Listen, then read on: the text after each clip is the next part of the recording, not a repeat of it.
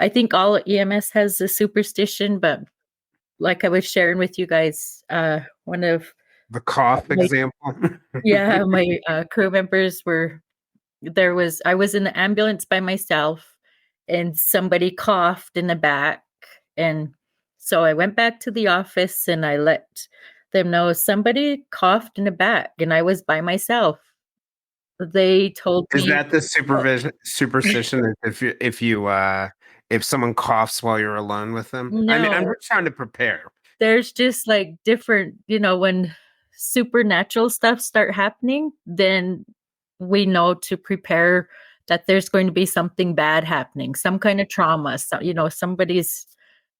there's going to be deaths. And like with our culture, they don't just go in one, they travel like three. Lately, it's been four. So anyway, the person told me, you need to go to sleep. You need to get some rest. And so I was like, all right. And then we were sitting at the table later on, and our paper shredder just start running. Yes, I told him, see, I told you. That's Chasity Williamson Tatzi, a paramedic for the Blackfeet Nation in Montana. So for us, it's a a lot of the families that we respond to, or a lot of the patients that we respond to, live in multi-family homes. So it's not just one, two people living there. There are like 4, 5, 6, 7 people that live there in one house, but next door is grandma, grandpa, and the grandkids. Then right a couple feet away, a few hundred feet away is another relative. Very tight-knit communities. So for us, we always say like you can't just treat the patient, especially when it comes to mental health. You just can't treat the patient. You got to treat the family, because when you're done with this patient, they got to go back to where, if it's mental health, they got to go back into that environment. That's Joshua Ellison, a member of the Navajo Nation and emergency medical technician for the tribe. But Jayson, hearing Joshua's comment, and I think Chasity can say the same thing, is that you look at an off-reservation system, and you hear that our EMS shares are in the same line item as cleaning supplies. Our brothers and sisters off reservation will be flabbergasted by that, because they'd be going, wait a minute, we have our own budget. We have our own money set aside for our, hospital-based EMS, private EMS base, fire EMS base. And yet in our stories for Indian country, Joshua's point is very clear that our EMS dollars are in the same line as cleaning supplies, which would never happen in an off-reservation system. That's Monty Fronk, a member of the Muckwa clan of the Mille Lacs Band of the Ojibwe tribe, an emergency medical technician for the tribe. This is the Silver Linings Handbook. I'm Jayson Blair.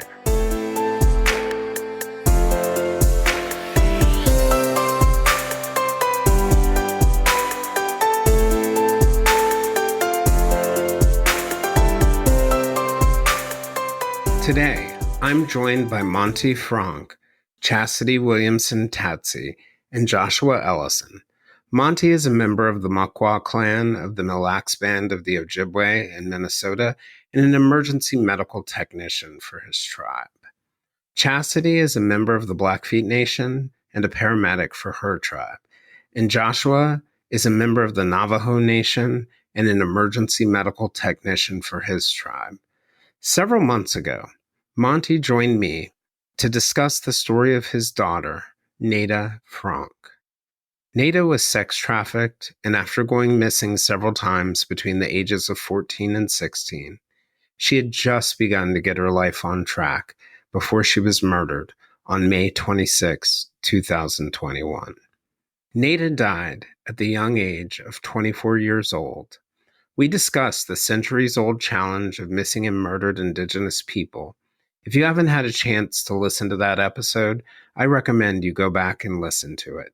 The challenges facing Native communities when it comes to people who go missing or who are murdered are not new, but my hope is that an intense focus on them now, as illustrated by the work of U.S. Interior Secretary Deb Haaland, the first Native to hold that position, provides an opportunity for all of us to help usher in real change.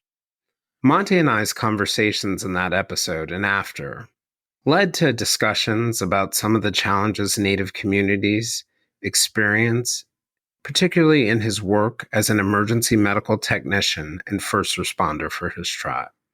We discussed the challenges that tribes face across the country, across the continent, in providing medical, police, fire, and other emergency services, and how those challenges align and how they differ. Tribal first responders deal with vast wilderness in the northern stretches of Alaska, enormous, sparsely populated lands in the Navajo Nation, and checkerboarded tribal communities broken up into pieces in other places like Minnesota and Oklahoma. We decided to bring this group together to discuss the challenges related to and the triumphs of emergency medical first response in Indian country, and we're releasing this first episode with them during Emergency Medical Services Week, an annual celebration of those important first responders. Our second episode will be released next week. Monty and I have returned to some of the challenges in Indian country in our conversations, including basic physiological needs like food and water, and those related to safety, such as access to healthcare and communications, emergency medical services, firefighting, law enforcement, and other services. In the beginning of the COVID-19 pandemic, a traditional Dene storyteller, Sunny Dooley, a keeper of the traditions, spoke to Scientific American, where she explained how disadvantage and injustice have shaped her people's encounter with the novel coronavirus. She talked about how when a Dene, whom the Spanish conquistadors named the Navajo, sent a notice to their local radio station so that everyone in the community could know who had died, she said that normally those death notices, listing the people who have passed on, their ages, where they lived, their names, their clans, takes less than 5 minutes a week to read. She talked about reading for 45 minutes on one July week when she looked at the death notices during the pandemic. She said the ages ranged from 26 to 89, with most of the dead being in their 30s, 40s, and 50s. She spoke about having electricity but no running water, how the groundwater is naturally contaminated with arsenic and uranium, and how few people had the money, even if possible, to drill a well. She talked about tribal members taking a 250-gallon tank of water on the back of a pickup truck to help people get something to drink. She talked about the rates of diabetes, heart disease, alcoholism, and the high rates of suicide. She said that every social ill you could think of was present, and COVID just made all those vulnerabilities more apparent.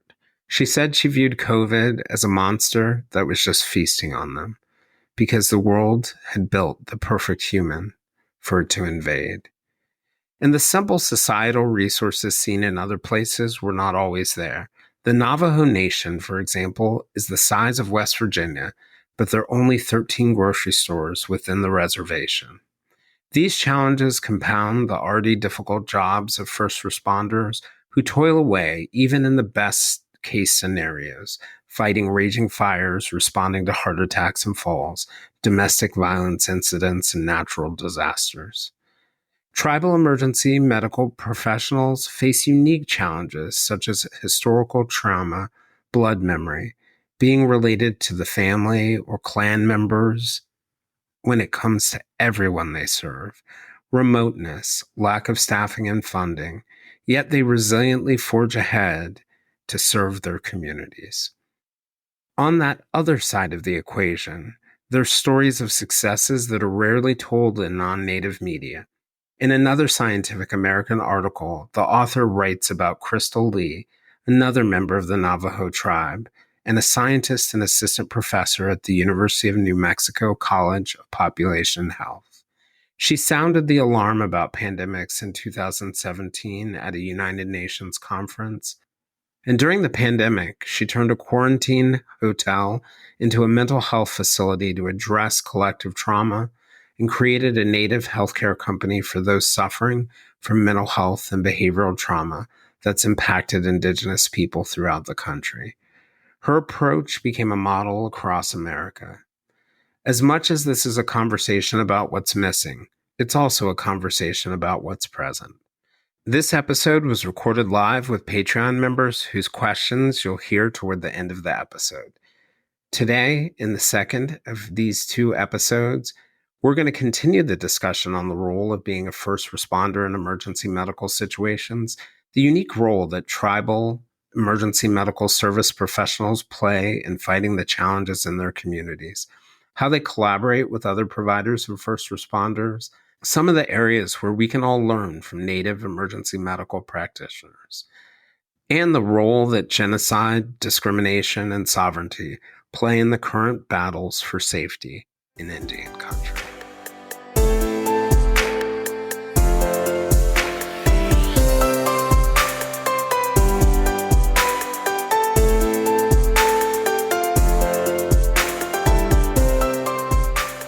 People, they'll often say, I'll give them a list of referrals for medical professionals. And then they would say, who would you send the boys to? And I'm like, you got me there. But as Chasity said, when we're the patient, we make the worst patients when we're the fellow, when we're the one on the stretcher, when we're hurt. Oh, God, we don't want to call our own sometimes because we just don't make the best patients. So, one of the things. Oh, sorry, Josh. No. Or it's worse when your family asks you for advice or like, hey, should I go to the hospital for this? Like, no. You're like, don't. Can I kind of take off what Chasity had just said? Yeah, absolutely. So and I don't know if it's the same for my other relatives, but for Navajo, our culture, it's kind of how would you? Oh, I wrote it down. I just put culture and I put that at the bottom. But in our culture, we're not supposed to be. How would you say it? As what we're doing as professionals, EMS professions, and the stuff we see in Navajo culture, we're not supposed to be doing that at all. So so a lot of the injuries, the deaths, the different stuff that we see in our career, it's taboo in Navajo culture. We're not supposed to be touching any of it. We're not supposed to be dealing with it at all. So how we kind of guide our crew, our brand new medics that are coming up, is really talk to your colleagues. And then you mentioned what's the advice to our younger Indigenous children that are coming up or coming into this profession is really rely on your colleagues. And then more so if you have a culture similar to Navajo when you're not supposed to be doing this, because the worst thing that I always tell my students, the worst thing that you can do is go back to your family and tell them what you saw here, because majority of the time they're going to tell you need to quit. You don't need to do that. But they're really great medics. They're good at what they do. So, it's good to do. Like walking into the situations, it probably matters too. I'm thinking culturally that if you're not supposed to be doing that culturally, it takes a certain kind of skill to walk into a room full of people who are going to back away from you because of your job, to like do it in a way, I guess the traditional way that it was done may be startling even to the family members and others of people you guys were helping. Yeah. And Navajos were very super superstitious. So I was raised growing up, I grew up in a church. So, my cultural traditional stuff, I don't want to say I'm not that traditional. I still have a lot of respect for my culture. I know it, the ins and out of it. It's just some of my family, especially my mom's side of the family, very, very traditional people. So when they know what I'm doing, I try not to talk about what I'm doing around them, because then they're kind of like cutting you off. Like, oh yeah, you should be here. Yeah. So, and that's kind of hard, but kind of going back to what I mentioned earlier, whatever's bothering you at work as a medic, talk about it with your coworkers, because those are the best people you should be talking about it with. So Sophie has a question, and I think it kind of tied it. I thought of the same thing when Chastity brought up that your Indian humor. Yeah. That cultural competence has got to be super important. Mhm. And I was thinking about the idea that to some extent the tribal first responders could in some ways probably transition. You wouldn't do it the same way, but transition into working for your local EMS, but it might be a lot harder from a cultural perspective for non-Indigenous people, or even other Indigenous people who don't know the particular culture, to transition in the work. Is there any kind of sort of like cultural training or acclimation that occurs that That I like Sophie's question, Jayson, because I know that all of the EMS agency that responds to the Mille Lacs ban are non-native agencies, and it's been a gift to work under our tribal leadership here that really role models about being good neighbors. And when we look at the competency piece, I think many of us who are tribal EMS have probably had to work harder to show our non-native counterparts that we are just as competent in our skills in pre-hospital care as they are. And with time, and we earn that, I guess, earn that respect or trust within them, is that they do reach out and then ask, like myself, to come over and give them some of that understanding of just the Ojibwe communities. And even within our districts here at Mille Lacs Band, they're very different even in the districts. I'm pretty sure down with Joshua and over in Blackfeet, every district, every community is very unique in its own way. And for me to be gifted to be able to tell those three ambulance services I work with some of those unique things, it helps them to go on and try to be as respectful and culturally competent as they can be, and understanding our Indian humor, which we will laugh at together on a medical call together if it's not a crisis. And then sometimes our non-native EMS co-responders are looking at us going, like, what are you laughing at? Yeah, what is funny about that?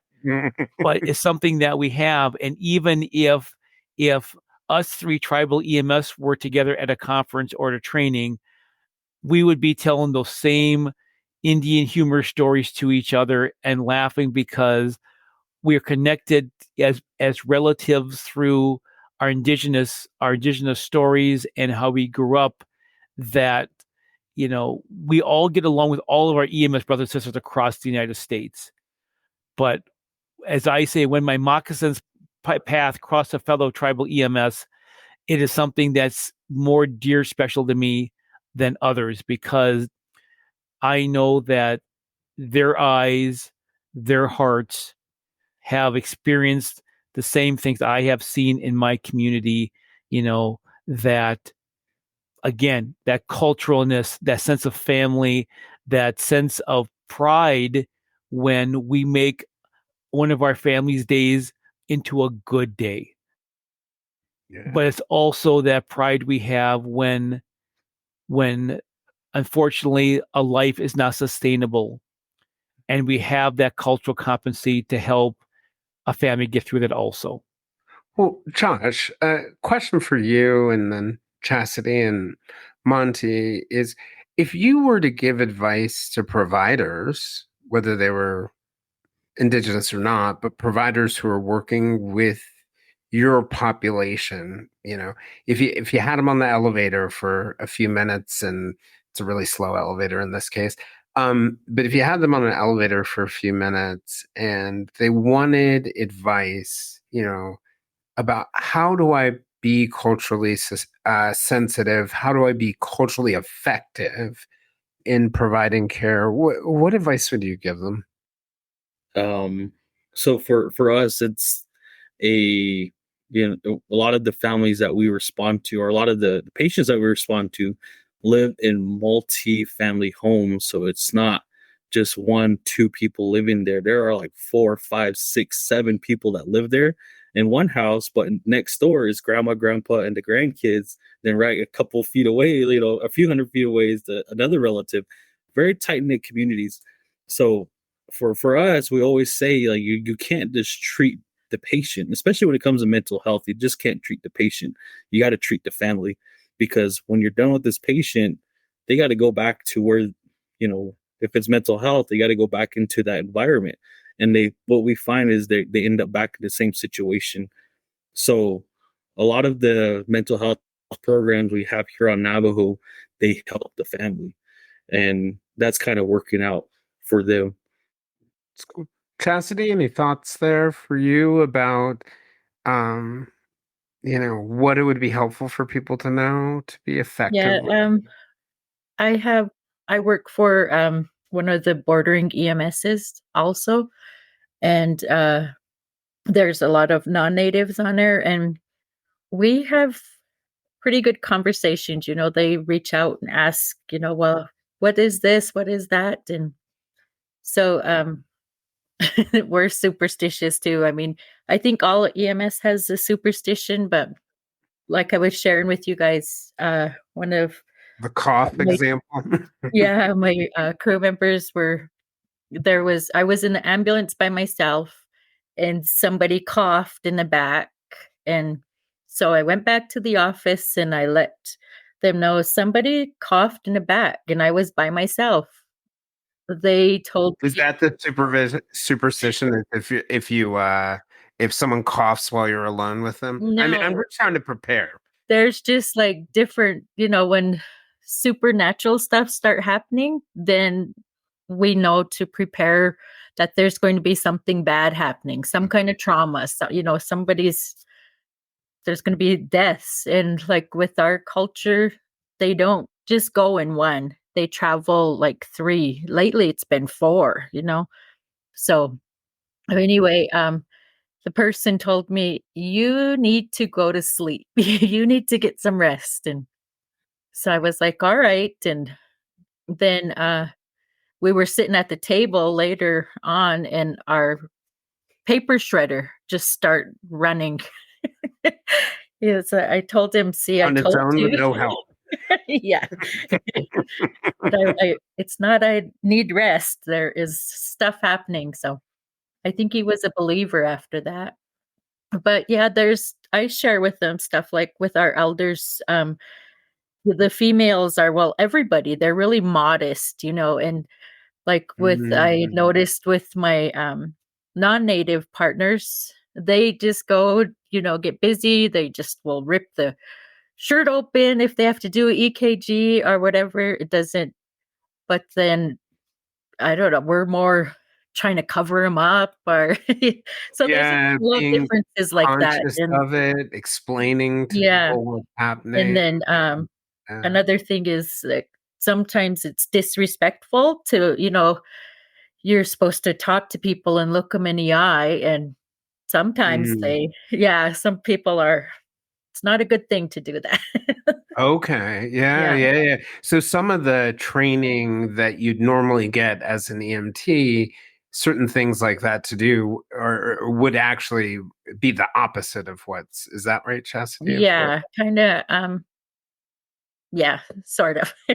Yeah, no, that makes sense. I guess if you're explaining yourself, of what you're doing instead of just Why you're doing getting yeah. busy. Right, right, right. No, it makes sense. It Mhm. Yeah. requires a different kind of Right. patience and piece of it. Yeah. Lillian had a quick question that kind of tied back to something I was curious Mhm. about. I was thinking about the idea of supplies and your rigs and your medic kits, and whether you guys feel like you're adequately resourced Mhm. for some of the challenges that you face in general. And she also was asking how many EMTs or paramedics are on each team. Yeah. Yeah. And, because I know all of those things are real factors when it comes to care. Well, I'll say, Jayson, back to your other question about helping a provider. The one thing when I meet a provider, even our providers at our tribal clinics, who are most, pretty much almost always non-native, is, to come to our community events. If we have a cultural celebration, a powwow, come to that, listen and learn, watch what's kind of going on with that one. And then, as you said, Jayson, unfortunately, I am a Native father of a missing and murdered Indigenous, woman, which is my daughter, Nada, who was murdered 3 years ago now, is, come to those MMIR events to hear what this epidemic is across all Indian country, for example.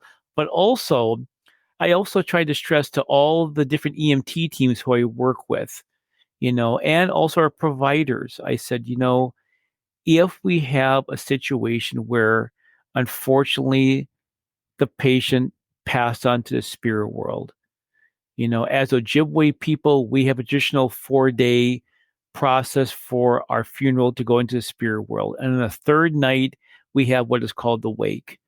And I've always tried to tell those fellow EMS providers who come on our reservation, who serve our community, and some of our providers, come to that wake to show our families how much you care for serving or coming onto our tribal nation. I said, when we're going through that process, to look out in that visitor section and see that off-reservation EMS service being there in support of that family, because they gave all the care they could. And if I'm on scene with them, the teamwork that we did, but which unfortunately did not have a life-staining result at the end with that one. So I tried to remind them, to learn by sitting and watching, because that's how we all learn. We're all visual learners with that. Well, it's interesting you say that. My mom passed away in October, and 3 things that stood out to me, like about who was at the funeral. Her hairdresser, which made sense, but her home health aide showed up, and that surprised me. And then she had been in the hospital for, I don't know how many days, but it was like about a week before. And one of the nurses, who only had her a couple nights from the hospital, showed up. And it really had a profound impact on me as a family member, and thinking about healthcare providers, and even thinking about, I thought to myself, if I get really sick, this is the hospital I'm going to. And it kind of opened me up in a way that. And that was similar in my story, Jayson, when we talked about my daughter's, her wake and her funeral when she was murdered, and knowing that one of my brothers in tribal EMS, got the word out. And when I came to that wake on the third night, and I saw all the uniforms of all my brothers and sisters in fire and EMS and emergency management who were there, it wasn't just tribal. We are a brother and sisterhood across the United States. And when one of us loses, especially our daughters or our children, way before their time, that's we do it for each other. You're really part of 2 tribes in a way. Right. One that's your one. But your question back to Lillian is very important. So I'll put it back to Josh and to Chasity to talk about, I think, when the pager goes off, how many are on that crew in each rig? Yeah. So now EMS, we have I think a little over 180 personnel. But on an ambulance, it's always 2 people.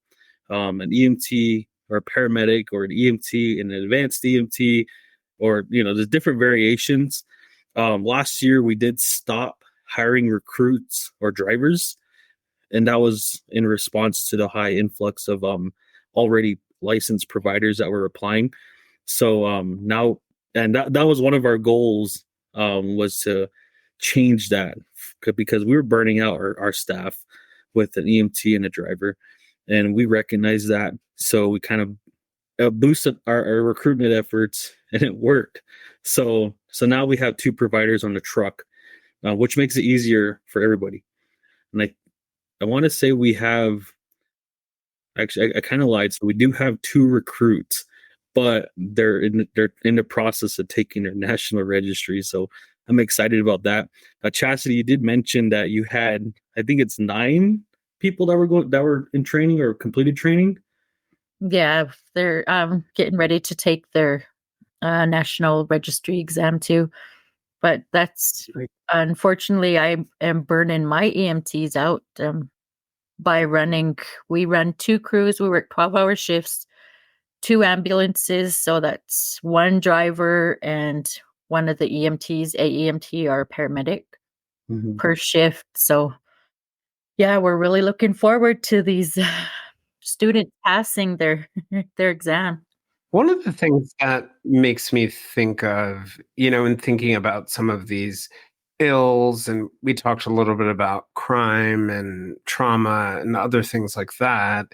Are there barriers to building a pipeline of young Indigenous people? Because thinking about it, this is a great job opportunity for a lot of people to do this kind of work. It's meaningful, it's powerful. You can make a living on the work. Are there barriers, or are you able to build good pipelines within your Indigenous communities to give some of the young people there opportunities to enter the medical field? Well, last year we actually went into the schools, like he was talking about. It's a nationwide epidemic with not enough EMS providers.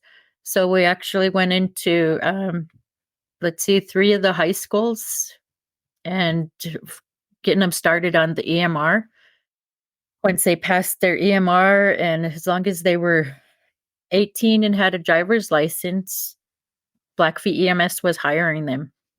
So now this year they started an EMT program. I think they had juniors and seniors in the EMR course. And so the juniors last year are seniors this year in the EMT course. Same thing. They pass the course, they will have employment. Any barriers for you, Josh, in terms of hiring? Or So when we did hire recruits, we were hiring out of high school, 18 years old, and that program I supported wholeheartedly. And the reason why is because it gave our younger generation a step into healthcare, and that's the way I see it. And we paid for everything. We paid for them to go to school, to tuition, vehicle rentals. We did everything we could to support them to get their EMT or paramedic license. But of course, the politics was, your staff is burning out. Why do you guys have only 1 provider? Other animals have 2, and this is uproars here and there. So, are you guys still recovering as a force from COVID? I don't think so. Okay. I don't think our workforce was ever affected. I mean, just in terms of things like burnout and things along. Oh yeah. So the Navajo Nation, we had hazard pay, so that was like almost triple what we were making. So Wow. yeah, so our medics were they were burnt out. I'll give it to that, especially where in areas that they were really hit hard, and then most of those areas were in central agency of our Navajo Nation, and they were just super tired, running. Then, and at the time we only had 1 provider on a truck, so yeah, they were pretty burnt out. Wow. But kind of going back to what I was saying is we were hiring out of high school. I do really want to bring that program back, and the reason why is because what we're seeing as far as recruitment goes is our younger generation out of high school in the very remote areas of our reservation tend to not want to pursue any higher education after high school. And that's what we're trying to change. And that's why I wholeheartedly supported our program with trying to get these people, to show them that you can make a career here at home and help your people. We don't have that problem as much in our border areas that kind of border the bordering towns with the bigger colleges and universities. So I think those are the only issues that or challenges that we're having as far as recruitment and getting people to pursue a higher education. Yeah, because I know up here in Minnesota, we're, this whole last year has been multiple stories of just the crisis we're seeing it just in Minnesota overall, with 87 counties, the 11 sovereign nations, of just EMS in general. I mean, we've had stories here that said, there are for the paramedics who are in school to be a paramedic, there is so many jobs opening that they can't even make a dent in how many open paramedic positions there are in Minnesota with that one. We're having round tables because, unfortunately, the reimbursement rate is so little in EMS for all the equipment and staff that you utilize on scene to provide the best pre-hospital care you can. And what you get reimbursed for sometimes is pennies on the dollars for what you get reimbursed for. And then if you look at Indian country, you have to look at, are you under what's called, as Josh said and what Chasity said, are you under like an Indian health services medical system, or are you what we call a 638 tribe, which is you're receiving some funding from IHS, but your clinics and hospitals are actually your own, Are run by the tribe. But again, it is running into that same issue of reimbursements. And unfortunately, many EMTs, basic EMTs, have to work 2 or 3 jobs just to make a living, because you can make more money working at probably a McDonald's starting out than you can as an EMT in many parts of the country. And so many EMTs and medics have to work 2 or 3 different jobs just to have a livable wage across the United States. And that goes into the burnout. And then you look at Indian country, and I'm so glad to hear what Chasity and Joshua is doing, because sometimes we don't see a lot of our indigenous youth looking at this type of career, because dealing with people, and we deal with people on their happiest, best days, and we deal with people on their worst days, and especially if it's their relative. Yeah. And it's, they just don't think that's their goal in life is to do that. Or unfortunately, probably with Joshua and Chasity and I've seen it across, again, the 580 tribes, all the way from Alaska to the West Coast, the East Coast, we see potential in young people who would probably make great pre-hospital care providers in tribal EMS. But unfortunately, indiscretions, poor choices that they make, unfortunately do not allow them to, because we have to do background checks, we have to do criminal checks, we have to do, psych evals on all. And unfortunately, poor choices when you're young just unfortunately will not qualify them, because this is a medical type career, and you're dealing with confidential information and HIPAA things that we all have to do across EMS. But it's just it's so hard to see somebody with potential make a decision that will no longer allow them to pursue this type of work, because they can take all the training they want to, and actually pass the test, but they never can be hired, because when it comes down, can they drive a vehicle? Nope. They have a driving violation that now will no longer allow them to drive a EMS vehicle. So that is really disheartening when I see such potential out there. And I think many of us indigenous EMS who are trying to, because we all want to retire someday, and we want strong Native youth to walk in our moccasins, to take over this and provide that wonderful pre-hospital, culturally competent care to their tribal nations. And when they make a choice that will not allow them to do that, it's heartbreaking to see that sometimes. One of the things, just sort of I wonder, Josh and Chastity, is that part of the reason why you're starting so early with high school students? Kind of that idea, let's get in there before you get into trouble. Like it may have a second benefit when people start thinking about their career, their future. It may decrease the likelihood of that. But I actually have what I think is a really good question here from Sophie again, asking, knowing Indigenous people and how we don't like to ask for help or say what's really wrong, do you find that makes things even more difficult to do your job? Yeah, to answer Sophie's question, yeah, a majority of our elders are like that. I guess growing up, they were always told, the your your position in your household, that's what you're supposed to be. So to ask for help is almost like a sign, I guess, weakness. But there's also with a lot of our tribal members, and I'm sure this is for everybody, our indigenous family is they have strong ties to their animals and their land, so they don't want to leave it. That's something that's hard. So they're sick, they're in the hospital, but they don't want to leave their homes. That's something that kind of that's different from other EMS agencies, is because they don't want to leave their animals or and stuff like that. That's something that we when we have our non-Navajo employees that come out are like, this person didn't want to go because they're sheep. Sheep's a big part of our culture here. So like they don't want to go because of their sheep. To them, that it's probably not the best decision to refuse a hospital transport, but to us that makes sense.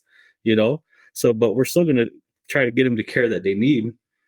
Yeah, that makes sense. I never would have even imagined that aspect of it. And Chastity, you had mentioned when you were talking that, in the beginning, kind of tying into Sophie's question, that, there's this sort of resistance to getting behavioral health help. Do you see broader resistance at times to getting health, and what kind of gets in the way? Is it a general, and are we seeing a generational change at all? So there's actually quite a few people that do reach out for help. They'll call 911 and say I'm suicidal or took pills or I'm thinking, and then when we transport them to IHS, it's a long waiting period. People from upstairs have to come down to see them, and then like the telehealth or so. Yeah, it's just a process, and I think it takes so long that they probably eventually feel like, oh, well, they don't care, or I just want to go home. They're not helping Mhm. me, and then the reason why we started in the schools is just they we're so rural, our areas, and so it's like it would be better to hire people from like Heart Butte. That's one of our communities that's outlying, and Cut Bank, hiring people from there, Brownings. That's the reason behind our going with the students. One of the things that I've noticed in listening to you guys talk that sort of has struck me, and I don't know whether you guys agree with this or see it the same way, but there seems to be an element of compassion in your care, taking care of family members, taking care of clan members, and just members of your tribe, that maybe all of us could learn a little from, treating patients. Because one of the things we hear about medical professionals and all sorts of other similar service professions is the sort of lack of relationship with the patient and the client. It sounds like there's a lot of compassion and connection in the work that you guys do. Like, yeah, even thinking of the example that you were just giving, Chastity, with people, with behavioral health support or other things along those lines. Do you think that there's something different? I wanted to throw this to you, Josh, first, but something different about the type of care that other professionals in the field could learn from tribal EMS? So I know in school they always say, treat them like you treat your family.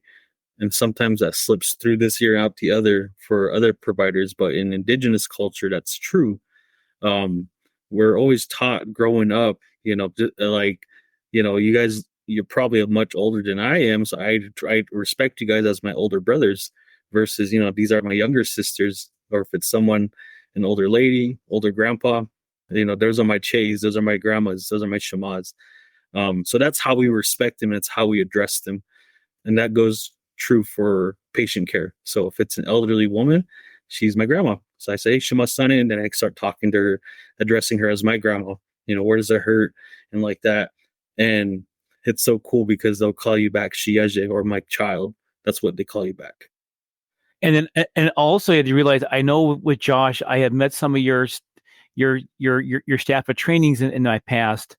And the one thing that I hear, Josh, especially, is how many of, especially your elders, are still fluent speakers. Mm-hmm.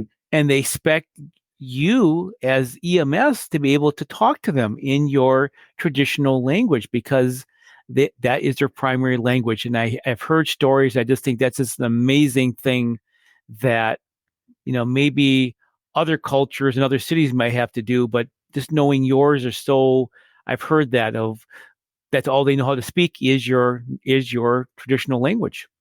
Yeah, and that's true. My dad's first language is Navajo. He has this really cool story. He says when he was a kid growing up, him and his 12 other siblings used to pretend to talk English to each other growing up. So, well, yeah, that's true. A lot of our elders, they didn't speak English or speak Navajo. Mm-hmm. Yeah, it's funny. Mm-hmm. I wanted to ask you guys, what are the types of people that you see gravitating toward this kind of work, tribal EMS work? What is the next generation? Are you hopeful about the next generation of EMS workers, Josh? I know you work in recruitment as part of your work. Definitely, I'm 30 years old, and I have a very younger sister who just turned 21, and a lot of my younger family are very young, so I can connect with them just as much as I can connect with my elders. So, and then it's not just me; it's a lot of us. So right now, what we're seeing in the workforce is a clash between the younger generation and our older people. Mm-hmm. But then people like me try to mend that relationship where we're trying to teach our younger people how to work with the older people, teach our older people how to work with the younger people. It works every now and then, but as far as for the younger generations coming up, I always like to stay optimistic. They definitely have a lot of questions. They're not afraid to question you. And I think that's something that older people need to start understanding is that their authority will be tested. And in our culture, you're not supposed to test or question anybody. Yeah. Mm-hmm. That's got to be, that's got to be imagine a friction point. Wait, what do you all see as the biggest needs when it comes to tribal first response or even just on your reservation, because it may not be a global tribal first response? Well, I think for Chasity, if she wants to answer that call, but I think even the one that Joshua just answered, I think Chasity, I think it's unique in, if I understand this right, Chasity, in the Blackfeet Confederacy, you have relatives on both sides of the border. And I think that is an interesting perspective when they come across and you have to provide healthcare for them. Correct. Our healthcare, and by that you mean the Canadian-U.S. border? Yeah, the Canadian-U.S. border. We have 3 of other tribal bands are up in Canada. We're all one. We got divided. So, I think they actually have better healthcare than we do down here. A lot of us rely upon IHS. I did until just like maybe a couple years ago. I finally got health insurance, and man, it's awesome. But like with IHS, it's so um, the wait time. You need referrals for everything. We do get a lot of providers, real good providers here at our IHS, but it's just they're overtaxed and they burn out quite quickly and leave. And it's always just trying to fill those positions in IHS. And plus, like the IHS background is, I don't know, that can take years. Yep. Yep. Yep. Yeah. So, And I think Chastity's story is one that across Indian country, for the 580 tribes, every healthcare system is so different for how robust their tribal healthcare system is and how limited it is. Because, when you hear our brothers and sisters talk about Inuit villages up in Alaska, it is a whole different world. And then you hear from Joshua, what he's dealing with. And you have smaller tribal nations. We all have such unique stories of access to health. And then again, remembering our urban relatives, because remember, for relocation, we have large, vast urban areas with large, native populations out there. I know my younger sister worked at the Los Angeles Indian Health Board for her service for Indian Health Services, and she was amazed how many tribal nations she served. A lot of Navajos who were relocated to that area back in the 50s. So we also have to think about those relatives also. For their health care, where do they get theirs? And and if they're visiting us from those large urban areas, we have to figure out how to get their medical records, because if they're seen in an off-reservation healthcare system, and we have Indian Health Services, we have what's called RPMS, and that's a whole different health record. Yep, than off-reservation does. So again, it's just a whole pattern that a lot of times our off-reservation counterparts don't always they question you about this different healthcare system.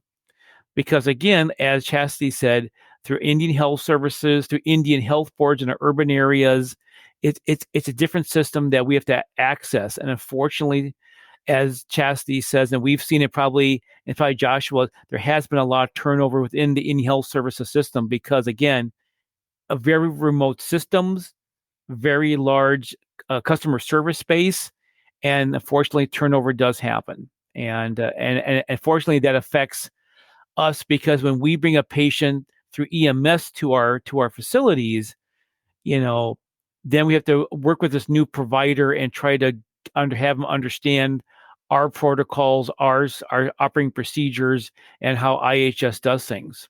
right. And I imagine for patients that, a patient going to the hospital isn't necessarily sort of like parsing in their head, oh, this is the EMS part, this is the hospital part, it's just my experience with whatever was ailing me. And I imagine service throughout the whole process affects the relationship with your EMTs. I was just thinking, as you guys were talking, and thinking about Josh and the Navajo Nation and Monty, the areas where you are, same thing with you, Chastity, but also thinking of places like Florida where, you have reservations that might as well be a part of cities like in Broward County and other spots like that. It's so vastly different. So I wonder, on a national level, when you talk about things like the Indian Health Service or having access to healthcare, are there things on a national level that you think can be done to sort of improve service and care and support to the communities? Or is it all very individualized? I imagine a lot of it is individualized, but are there things on a national level that you would advocate for? More Chastity? funds. Funding can help tremendously. We're not the only ones suffering.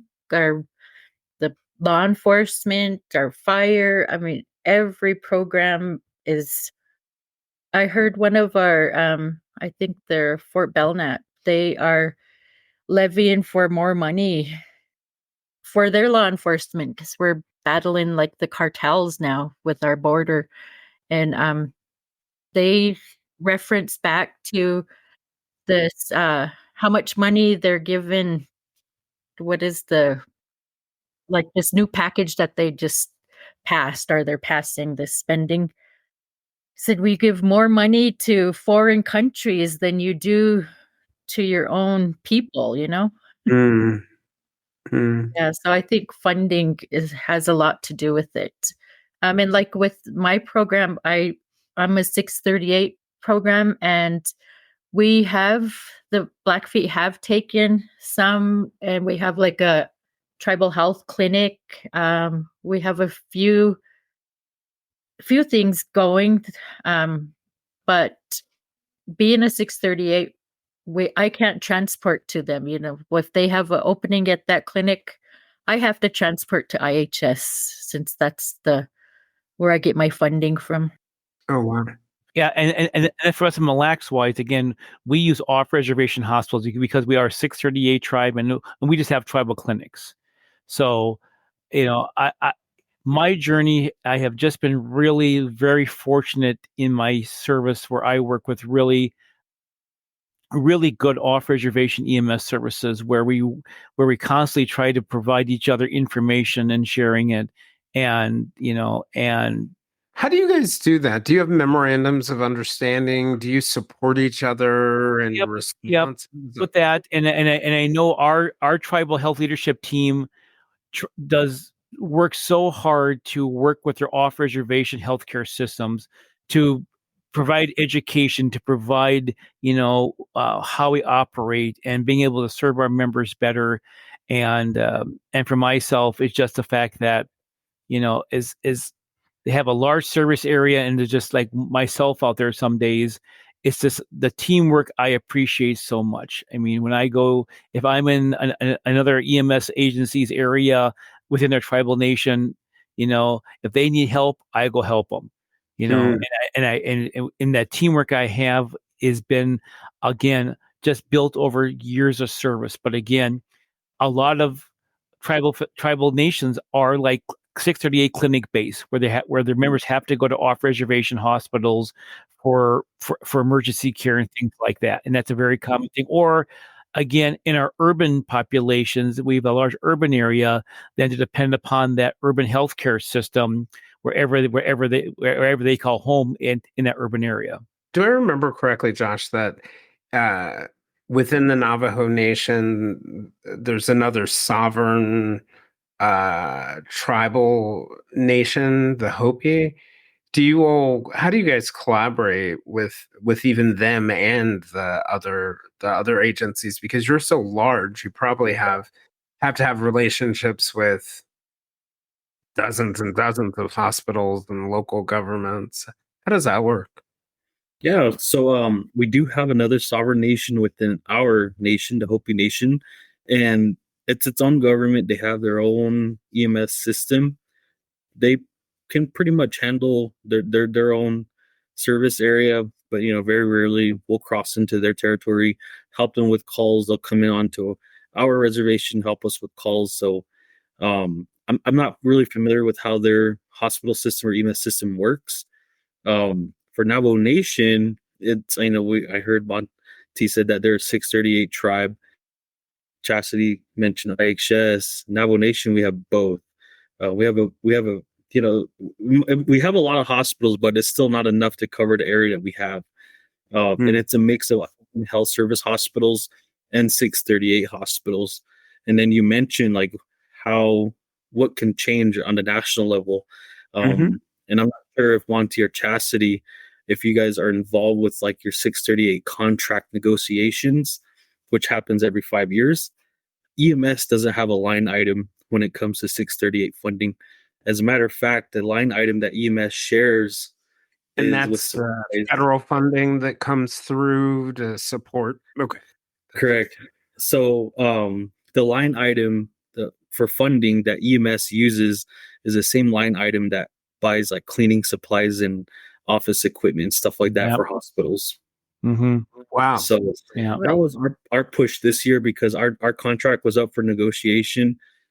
Our push was that EMS needs to be its own line item, Mm-hmm. and not just for Navajo, but for a lot of the indigenous reservations. That way they have great pre-hospital care.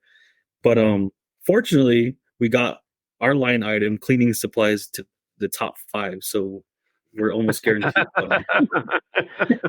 Yeah. That's wild to Yeah. But Jayson, hearing Joshua's comment, and I think Chasity can say the same thing, is that you look at an off-reservation system, and you hear that our EMS shares are in the same line item as cleaning supplies. Our brothers and sisters off-reservation will be flabbergasted by that, because they'd be going, wait a minute, we have our own budget. We have our own money set aside for our, hospital-based EMS, private EMS base, fire EMS base. And yet in our stories for Indian country, Joshua's point is very clear that our EMS dollars are in the same line as cleaning supplies, which would never happen in an off-reservation system. So I think That's that one is something thing the federal government could do to really, because I also think about even just thinking about it from a budget perspective, that if it's stuffed in there, you can't really get clarity on the way that your dollars are being spent, or how effective, or whether you need more resources year to year. It's not, at least on a federal level, being tracked how on the tribal EMS level. I wanted to give you guys a chance before, and I'll certainly open it up to any questions we have, to just share any closing thoughts that you all have. It's been really interesting to hear this conversation and think of the breadth of what you do, how you do it differently, the different relationships you have with your patients, and some of those challenges, not just the challenges with the vastness of the geography, but also some of the challenges with trauma that probably people don't think enough about, how that complicates the work. So I wanted to go ahead and, I'll start with I guess, Monty, we'll start with you, then Josh and Chasity. If there's a message that you would want people in the political community, the medical community, or even your own communities to take away from this conversation, what would it be? When I hear that question, Jayson, I think what we are doing right now is to always be remembered in the EMS family. I know as EMTs and paramedics, wherever we go across the United States, we're always a brother and sisterhood to all of our fellow EMS people across the United States. But when you look at, when they talk about EMS in general, my head kind of sinks, because again, we're unique. We are sovereign nations. We're 580 federally recognized tribes. And it's always a little bit of sadness when we talk about EMS and National EMS Week, and tribal EMS is never mentioned. It's always local government, whatever. But I'm like, what about us tribal? And I think this is what this podcast, I hope, will help with, Jayson. If this comes out during National EMS Week and it gets out to say, hey, when you look at statistics, when you look at, looking at EMS in general, please remember tribal EMS, because we have a culturally important role in our communities. But sometimes we're forgotten in funding, in grants, in training opportunities, in different EMS statistics across the United States. You never see tribal mentioned. And I'm hoping that with this podcast, this will help to bring that attention forward.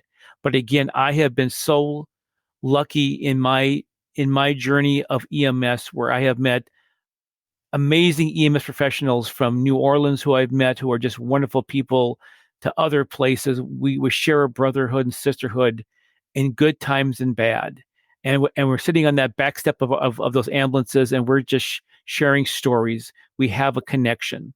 But for those of us who are tribal EMS, our connection, I believe, goes much deeper because of our cultural, spiritual, that blood memory of trauma that we all carry within us has a connection to us who deal in specifically in tribal, because as Joshua said, we have multi-generational homes and it's our own relatives.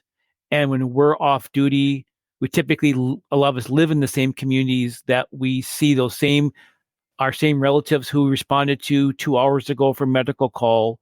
They're just down the street from us. So Yeah. we're always immersed in that. But I think we also have cultural practices that help us get us through that, our ceremonies, other things that each of our tribal nations do to help us provide our spiritual needs so we can get through those tough times. Because I think all of us want to be of service to our tribal communities, both fortunately on duty, definitely, and off duty too, because we never want to see our relatives, who need care not getting it. And it sounds like, from what you're saying, Monty, that one of the things, from the world outside of the reservations, the world outside of the Native communities, one of the things that we could sort of learn is to respect the unique things about tribal communities, Mm-hmm. To truly respect them, but also consider you as a part of our broader community, as an equal partner, as someone deserving of equal funding, that we are here as a broader, whether it's the United States and Canada, or whether it's just as humanity, we are a part of a broader brotherhood of community, and that we shouldn't forget anyone, while at the same time truly having respect. Yeah. for And culture and unique. and it's whether we're a village, we're a rancheria, we're a pueblo, we're a reservation, or we're a community, whatever our community is called, that we call home, is Right. that we are there to be of service. Mhm. And I'll give this to Chastity and Joshua, because Yeah. I believe they're have the same feeling inside our hearts to be there for the work. Yeah. Chastity, any closing thoughts for you? I just am really grateful for the relationships we do have, like with our IHS providers, our tribal health, and it's just been an absolute pleasure talking with you guys. I just want to emphasize how resilient tribal EMSs or tribes as a whole are, and thank you guys. Yeah. And I'm not sure whether we may have lost Josh temporarily. It looks like his computer froze. Yeah. And hopefully he'll be back momentarily. But if you guys in the chat have any questions you want to throw in, or if I missed any of your questions, just let me know. I did get, sorry.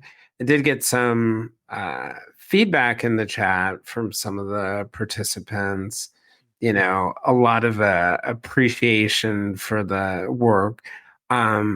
Discussion of the different topics, about the turnover being high in the clinics and what challenge that presents. The comfort it must be for families to be there. So I think it sounds like it's certainly been informative for me, and it sounds like it's been informative for those who have been listening. So I just want to thank all of you guys for this. It's been, I think, interesting and enlightening for me, and I hope it has that positive impact, and the conversation lives on to have that positive impact that we're looking for. And our friend Josh is back. So Josh, I'm going to go ahead and turn it over to you to give your closing thoughts. No pressure. You're the last one. So No, I thank you. Monty hit that nail on the head. You have to let the our elected officials know that we're here, we're still here, and don't forget about tribal EMS. And then for a lot of our relatives out there who require our services, just keep in mind that sometimes EMS is their only health care that they get. Sometimes, calling the ambulance is, what they needed, because traveling 4 hours to a hospital, they don't have a ride back home. Right. So majority of the time, we're treating a lot of our patients there at the house, getting them feeling better. And that's the only healthcare that they can get. So definitely a lot more funding needs to go into tribal EMS. And I think that's a good point Joshua brings up. And I think this is something, Jayson, it's across nationwide, that EMS in general may only be the access to healthcare that many citizens across the United States only have, because not everybody has health insurance. Right. And when you call 911, whatever EMS guaranteed for care, right? you will receive care. But I think, as Joshua was saying, as tribal EMS, we will probably spend, maybe if we have the time, at that residence. Because if they're our relative, we're going to start sharing stories. We're going to have have some tea together. Then it's coffee. And you're talking about, how's your grandma doing? How's and all these gifts of just what we are as relatives to each other, and which is just, I've had amazing stories of sitting in people's homes when I go there for a call, and it ends up to be just, something easily handled, but just the visiting and the stories afterward is what makes my day a good day for that one. And I guess I would say to all tribal EMS across the United States, for the 580 tribes, whether you're a village, a rancheria, a pueblo, a reservation, a community, we all have our native pride in tribal EMS. And I wish you all out there a very happy, National EMS Week, and you are not forgotten. And I'm hoping this podcast will help with that. Absolutely. Thanks. I think that's a great note to wrap up. Thanks, everyone who joined us for this important conversation on such an important topic. And it just echoes back to me that it's been such an educational experience for me, and hopefully, just like for me, I feel like it has empowered me maybe to do some good, to find some ways to help, and hopefully for the people who are watching and listening, it will do the same. So thanks for joining us for our second episode with Joshua, Monty, and Chasity. If you'd like to join us for more discussions with me and other listeners, we can be found on most social media platforms, including a listener-run Facebook group called the Silver Linings Fireside Chat. For deeper conversations with our guests and live conversations with other listeners, you can also join us on our Patreon at www.patreon.com/The Silver Linings Handbook.